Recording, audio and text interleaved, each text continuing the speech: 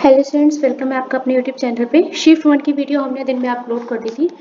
Shift 2 की video पे बात करते हैं। देखिए, प्रार्थना समाज के संस्थापक आपसे पूछे गए थे आत्माराम पांडुरंग जी हैं। इसके अलावा हम आपसे थोड़ा और डिस्कशन कर रहे हैं। अच्छा, हॉस्टल में थोड़ा सा पार्टी है तो अगर शोर आ रहा हो तो उसको अवॉइड कीजिएगा, ठीक है। दयानंद सरस्वती जी ने किसकी स्थापना की थी? मैंने आपको कल एक शिफ्ट में, लेट नाइट शिफ्ट में क्वेश्चन करवाया था। आज वो ऐसा एज इट इज ही आ गया, मुझे उसकी उम्मीद नहीं थी, मैं उसको छोड़ने वाली थी कल, बट एग्जाम में आपके मिल गया है। तो दयानंद सरस्वती जी ने आर्य समाज की स्थापना की थी। इसके अलावा आपका केशव चंद्र जी ने किसकी स्थापना की थी? ये कुछ कुछ मैं आपको चीजें बताती रहती हूँ। केशव चंद्र सेन जी ने स्थापना की थी हमारी भारतवर्षीय ब्रह्म समाज की।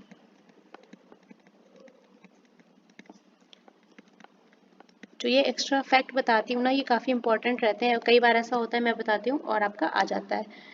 स्वामी विवेकानंद जी ने किसकी स्थापना की थी? तो इन्होंने की थी रामकृष्ण मिशन की। क्लियर? चलिए, इसके अलावा हम आपको थोड़ी डिटेल और दे देते हैं। ये क्वेश्चन आपका MTS 2021 में पूछा गया था, ठीक है। आगे चलते हैं। प्रार्थना समाज की स्थापना आपकी हुई कब थी ये बताइए? ये हुई थी 1867 में, आत्माराम पांडुरंग ने की थी, ठीक है। और इससे रिलेटेड मुझे और कोई इन्फॉर्मेशन अभी तो नहीं देनी है, देखिए, क्योंकि बहुत ज़्यादा फिर बड़ा हो जाएगा। प्रार्थना समाज, आत्माराम। एक चीज़ और लिख लो, ब्रह्म समाज की स्थापना राजा, क्योंकि मैं कुछ भी इंफॉर्मेशन ज़्यादा ऐड करूँगी ना, आपका वीडियो बड़ा हो जाता है। आप लोग छोटा वीडियो तो देखते नहीं हो, बड़ा क्या ही देखोगे। जब बच्चे होते हैं अच्छे तो पढ़ाने में करता है मन। इन्होंने की थी ब्रह्म समाज की स्थापना, ठीक है। नेक्स्ट, वेद समाज, केशव चंद्र सेन ने इसकी की थी। इसके साथ एक चीज़ और ऐड कर लेना आप लोग, वेद समाज की। क्लियर? चलिए, ये हो गए आपके इंपॉर्टेंट, इसको रेडी कर लेना अगले शिफ्ट वाले एग्जाम वाले बच्चे लोग। चलो नेक्स्ट, 2023 में भारत का सबसे गरीब राज्य कौन सा है? झारखंड। बिहार आपका ऑप्शन में नहीं था, हालांकि है बिहार हमारा, लेकिन अभी ऑप्शन में नहीं मिला था, तो झारखंड यहाँ पे टिक करके आना था, ठीक है। भारतीय संविधान के किस अनुच्छेद में मानव की तस्करी और जबरन श्रम पर रोक लगाई गई है? देखो, श्रम वाले पे रोक होगी, वो जो एज लिमिट है वो होता है आर्टिकल 24, और मानव तस्करी की बात आएगी तो हो जाएगा आपका आर्टिकल 23। यह क्वेश्चन आपका CHSL में आ चुका है 2020 में, ठीक है। एक क्वेश्चन हमें और मिला है, इसके अलावा आपका SSC एग्जाम में सिलेक्शन पोस्ट पे आ चुका है, CGL में भी आ चुका है, CHSL में भी आ चुका है, ठीक है। चलो, BSF के महानिदेशक पूछे गए थे, SSB के नहीं, BSF के पूछे गए थे, तो दलजीत सिंह चौधरी जी हो जाएंगे। गुरेही निम्नलिखित में से किस भारतीय राज्य का लोक नृत्य है? CHSL एग्जाम में आ चुका है 2023 में, हिमाचल प्रदेश का लोक नृत्य है हमारा गुरेही। सही है। चलो नेक्स्ट क्वेश्चन पे मूव करेंगे। तमिलिसाई जो सुंदर राजन 2024 में किस राज्य के राज्यपाल थे? तो तेलंगाना के बने थे। कौन से नंबर के? सेकेंड नंबर के, ठीक है। दूसरे राज्यपाल, उन्होंने पदभार ग्रहण किया था। यदि कोई व्यक्ति है सार्वजनिक वस्तुओं के लिए कुछ भी भुगतान नहीं कर रहा है तो इसे फ्री राइडिंग कहते हैं, या इसको मुफ्तखोरी के नाम से भी जाना जाता है। तो कोशिश की है रियल ऑथेंटिक क्वेश्चंस लाने की। हो सकता है कुछ क्वेश्चंस आपको, जहां मुझे डाउट लगे मैं आपको बता दूंगी। देखो, अगर कोई ऐसा, नेक्स्ट क्वेश्चन हमसे मिला था, यदि किसी वस्तु की गति स्थिर है और वह सीधी रेखा में चल रही है तो उसका त्वरण कितना होगा? उसका एक्सीलरेशन जो होगा 0 हो जाएगा। क्लियर? नेक्स्ट क्वेश्चन पे मूव ऑन करते हैं। अच्छा, ये क्वेश्चन रह गया, कण्व राजवंश के संस्थापक कौन थे?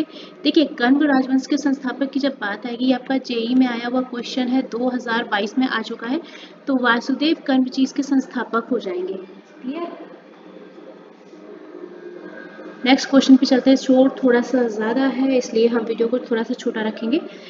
हाँ, तो हम लोग क्या कहते हैं, यदि किसी वस्तु की गति स्थिर है और वह सीधी रेखा में चल रही है तो उसका एक्सीलरेशन कितना होगा? जब गति हमारी एक समान चल रही है तो उसका एक्सीलरेशन हो जाएगा 0। क्लियर? ये क्वेश्चन आपका CGL में आ चुका है। आज तो मेरी वीडियो ऐसे ही बन रही है, हमें इतना ज्यादा शोर मचा रखा है बच्चों ने। तो ये आपका CGL एग्जाम में क्वेश्चन आ चुका है और किस ईयर में आया है? 2017 में। नेक्स्ट क्वेश्चन में मूव ऑन करते हैं। यदि निम्नलिखित में से कौन सा वेद संगीत से संबंधित है? अब बताओ, मैंने आपको आज ही बताया था। रफली कि बुक्स ऑफ सॉन्ग किसको कहा जाता है, सामवेद को बुक्स ऑफ सॉन्ग बताया था कि नहीं। तो भैया ठीक है, चलिए देख लीजिए, कोई बात नहीं, जैसा मन करे वैसा कीजिए। या धुनों की पुस्तक की, हिंदी में इसको धुनों की पुस्तक कहा जाता है। वेदों के बारे में कुछ बताऊं क्या थोड़ा बहुत, चलिए थोड़ा सा क्लियर कर देते हैं।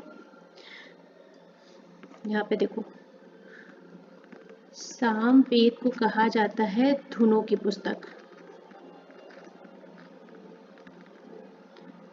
ऋग्वेद की बात आएगी, ऋग्वेद को कहा जाता है आपके भजन स्तुति की पुस्तक, ठीक है, भजन की बुक।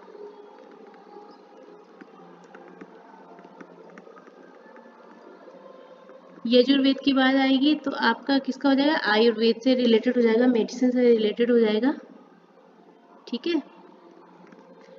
और अथर्ववेद की बात आएगी जब, अथर्ववेद हो जाएगा हमारा मैजिक, जादुई मंत्रों की किताब, ठीक है। एक रफली डेटा मैंने आपको बता दिया, अगर आपको इस तरह से पूछ लेगा ना तो। चलो,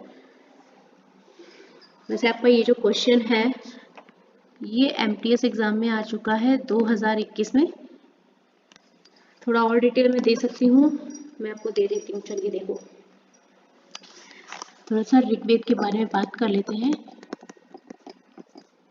ऋग्वेद में हमने आपको 4 वेद बताए थे, ऋग्वेद, सामवेद, यजुर्वेद और अथर्ववेद, है ना। ऋग्वेद के बारे में हमने आज सुबह ही आपको बताया था, सबसे प्राचीन ग्रंथ है, सबसे प्राचीन वेद है, ठीक।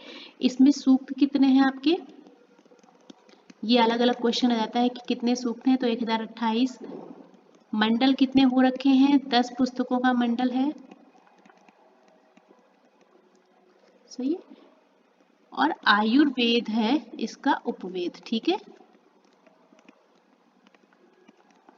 चलो नेक्स्ट, यजुर्वेद के बारे में बात कर लेते हैं। यजुर्वेद हमारा, इसमें 2 तरह के होते हैं, एक हमारा शुक्ल होता है और एक हमारा कृष्ण होता है, 2 तरह के यजुर्वेद हैं, शुक्ल और कृष्ण, ठीक है।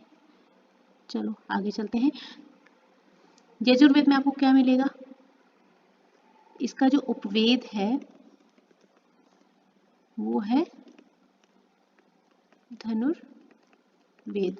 इसमें आपको मंत्र मिलेंगे, कौन से, यज्ञ वगैरह के लिए, सही है। चलो थोड़ा थोड़ा सा देख लेते हैं। 1 2 थर्ड हो गया हमारा अथर्ववेद। अथर्ववेद आपका मंत्रों का संग्रह है, 20 पुस्तकों का कांड है।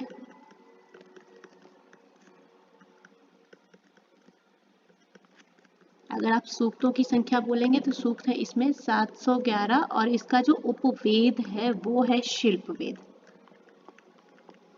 ठीक है।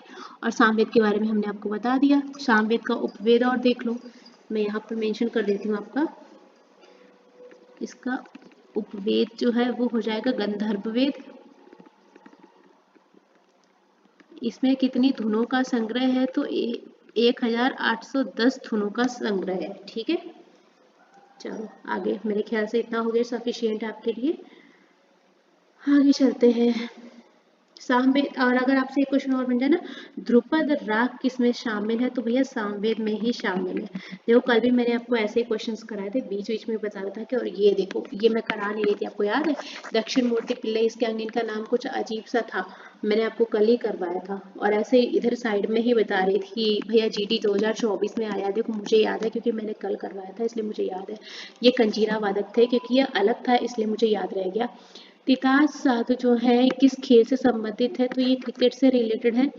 एक आपसे प्रक्रिया पूछी गई थी जिसमें सागरों, महासागरों और नदियों का पानी वाष्प में बदल जाता है, ये कहलाती है हमारा वाष्पीकरण या इवेपोरेशन। एक आपसे आर्टिकल पूछा गया था जिसमें 14 साल से कम आयु के किसी बच्चे को कारखाने या खदान में काम करने के लिए नहीं लगाया जा सकता, किसी रोजगार में नहीं लगाया जा सकता 14 साल से कम उम्र के बच्चों को, ऐसा किस आर्टिकल में है, तो 24 में है। भारत के किस पड़ोसी देश में शहरी जनसंख्या प्रतिशत सबसे ज्यादा है, भूटान ऑप्शन में था, भूटान को लगाएंगे। आपका एक क्वेश्चन कोई चीफ सेक्रेटरी से रिलेटेड आया था, अभी क्वेश्चन क्या है हमें पता नहीं है, इसलिए हमने मेंशन नहीं किया है। टी एन राजरत्नम पिल्लई किससे संबंधित है, तो नादस्वरम वादक है ये।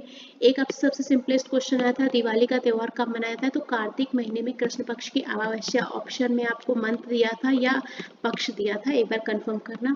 एक कोई फेयर आया है, दादिम दीदम ऐसे करके कुछ फेयर एक मिला है, अभी यहाँ पे कंफर्मेशन नहीं है इसलिए मैंने छोड़ दिया है। एक आपका आर्टिकल 256 है, नॉट कंफर्म्ड आया है कि नहीं आया है, ये वाला क्वेश्चन मुझे कंफर्म नहीं है कि आया या नहीं आया। तो अगर आया है तो भैया संसद के द्वारा बनाए गए कानूनों का पालन करने का राज्यों का दायित्व जो है आर्टिकल 256 में है। और एक ये क्वेश्चन आया हुआ है, इसमें ऑप्शन बताना जरा, क्वेश्चन की फ्रेमिंग यही थी। क्वेश्चन हमारा यही था कि हमारे लीवर में आयरन की मात्रा जब अधिक से अधिक जमा हो जाती है तो इसको क्या कहते हैं, तो हेमोक्रोमेटोसिस कहते हैं। लेकिन आपको ऑप्शन में ये मिला था क्या, एक बार कंफर्म करना क्वेश्चन की लैंग्वेज सही फ्रेम है क्या, कि मैंने कुछ गलत फ्रेम कर दी।